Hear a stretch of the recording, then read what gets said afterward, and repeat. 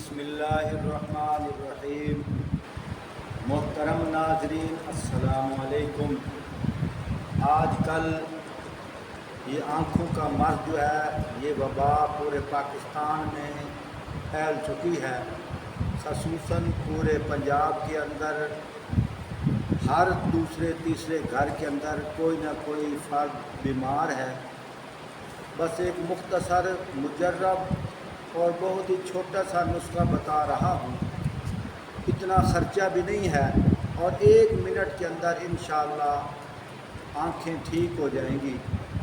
जिसकी आँखों से पानी आता है या लाल हो गई हैं, जैसा कि आजकल ये मर्ज़ भी फैल चुका है, चश्मे अशोक वाला।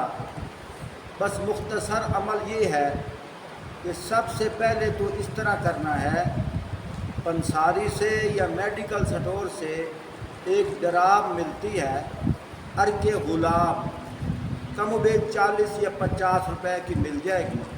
बस वो डराब ले लें, एक दफ़ा सूरतुल फातिहा पढ़ के दम करें और ऊपर से 3-3 कतरे आँखों में डाल दें, सुबह और शाम।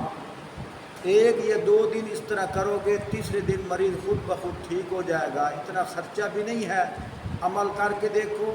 आप साथियों से गुजारिश है, सदका जारिया तौर पर आगे भी शेयर कर दो ताकि दूसरे सामीन भी फ़ायदा उठा सकें। वस्सलाम।